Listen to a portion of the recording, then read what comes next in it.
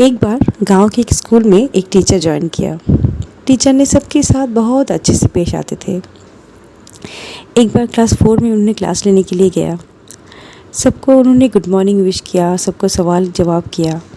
मगर क्लास 4 में एक बच्चा था, थोड़ा उन्हें अच्छा नहीं लगा। उनका ड्रेस गंदा था, बाल में कंघी लगता है हफ्तों भर नहीं किया था, साफ़ सुथरा नहीं था, पाँव के चप्पल ठीक नहीं था। क्लास में टीचर की तरफ देख भी नहीं रहा था, किसी और तरफ देख रहा था। थोड़ा कंसंट्रेशन भी नहीं था, पढ़ाई के टाइम में भी कुछ और काम करता था। टीचर को वो पहले दिन ही बुरा लगा। ऐसे करते करते रोज़ टीचर क्लास में आते हैं, रोज़ नोटिस करते हैं कि वो बच्चा पढ़ता ही नहीं है, हमेशा अपने कुछ और सोचने लगता है, हमेशा अपनी तरह रहता है, सुनता भी नहीं है, बात भी नहीं करता। ऐसे करते करते एक दिन टीचर जी ने उन्हें पढ़ाई पूछ लिया। वो तो आंसर दे ही नहीं पाया। सेकंड दिन सवाल पूछा, वो फिर आंसर नहीं दे पाया। फिर टीचर सबके सामने उसे इंसल्ट किया, खड़ा कर दिया। फिर सारे बच्चे हंसने लगे। फिर धीरे धीरे ऐसा दिन आ गया कि टीचर जी ने ये आदत में बदल लिया कि हर रोज़ उसे पढ़ाई पूछता था, वो नहीं उसे आंसर आता था। फिर सारे बच्चे हंसते थे, कोई कोई क्लास के बाद में भी कुछ बोलता था, मगर वो राजू नाम का बच्चा कुछ नहीं बोलता था। वो सारे इंसल्ट सह के फिर भी सर झुका के वैसे जैसे थे वैसे ही रहता था, मगर बस टीचर की ओर देखता रहता था, कभी कभी फिर अपना सर झुका लेता था। ऐसे करते करते क्लास 4 का फर्स्ट सेमेस्टर आ गया। फिर वो बच्चा एग्ज़ाम दिया, ख़ास नंबर नहीं ले पाया। तो टीचर जी ने तो अपना गुस्सा था ही, उसने रिपोर्ट कार्ड में लिख दिया, इसके जैसा बुरा लड़का मैंने नहीं देखा, बिहेवियर में कुछ नहीं जानता, पढ़ाई में तो मत पूछिए। कुछ ऐसे ऐसे सारे नेगेटिव कमेंट्स रिपोर्ट कार्ड में लिख दिया। फिर एक डेकोरम होता है रिपोर्ट कार्ड लिखने के बाद हेड टीचर को साइन कराने के लिए। तो टीचर ने जब सबमिट किया है टीचर के आगे, तो मैडम ने बोला कि मैडम जी, आप एक तो पॉजिटिव बात लिख दिया होता कि उनका पापा को अच्छा लगे। तो फिर उन्हें टीचर ने बोला कि लिखूँ क्या, उसमें तो कोई अच्छी बात नहीं है, एक लिखता तो झूठ ही होता, कुछ लिखेंगे तो पेरेंट अलर्ट होगा ना, तभी तो वो सही होगा। ऐसे बोल के गुस्से से चले गए। नेक्स्ट दिन सुबह जब वो फिर ऑफिस में आए तो मैडम की डेस्क के ऊपर एक रिपोर्ट कार्ड था। मैडम ने देखा, ओपन करके देखा, मैडम की मैडम खोल के मैडम को विश्वास नहीं हो रहा था कि वो उसी राजू का रिपोर्ट कार्ड है, क्लास 3 का, और वो फर्स्ट हुआ था सारे सब्जेक्ट में, टॉप मार्क्स क्लास का, सारे एक्टिविटी में।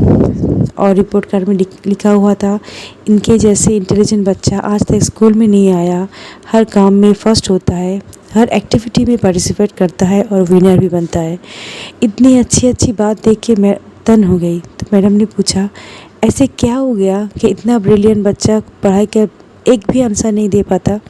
फिर हेड मैडम ने बोला, उनकी माँ की मौत हो गई, बीमार थी इसीलिए पढ़ाई नहीं होता था। रिसेंटली उसकी माँ गुज़र गई, इसीलिए उसकी माँ ही उसकी सब थी, पढ़ाई वगैरह सब कुछ, इसलिए बात भी नहीं करता किसी से और जवाब भी नहीं देता, इसीलिए आज वैसा हो गया। ये जानने के बाद जैसे टीचर को सर पे पहाड़ गिरा, आंखों में आंसू आने लगा कि ये मैं क्या कर रही थी, मुझे तो थोड़ा जानना था क्यों ऐसे बच्चा ऐसे हो रहा है। फिर नेक्स्ट दिन मैडम ने क्लास गया। फिर क्लास जाके के बाद ऐसे रोज़ की तरह कुछ सवाल पूछे राजू को, वो एज़ यूजुअल नहीं बता पाया। फिर मैडम ने थोड़ा हिंट्स दिया, फिर भी वो नहीं बता पाया। अब मैडम ने उसे अपने पास बुला लिया, बुला के आंसर दे दिया। आंसर बोल के बोला, आप ये रिपीट करो। फिर बच्चे ने रिपीट किया। पहले दिन तो पूरा रिपीट भी सही तरह से नहीं कर पाया। फिर ऐसे करते करते मैडम ने बोला कि मैडम जो बोल रहा है वो रिपीट कर रहा है। सारे बच्चों से मैडम खुद भी क्लैपिंग किया, सारे बच्चों को बोला क्लैप करो, उसे इंस्पायर करो। ऐसे करते करते एक दिन ऐसा आया, मैडम का सवाल ख़त्म होने से पहले फिर से राजू जवाब देने लगा। ऐसे करते करते पता नहीं कब 4 से 5 आ गया, राजू का जाने के भी टाइम हो गया था। तब जाने के जो प्रोग्राम होता है, उसी प्रोग्राम में टीचर जी को बहुत सारा गिफ्ट मिला। मैडम का डेस्क भर चुका था।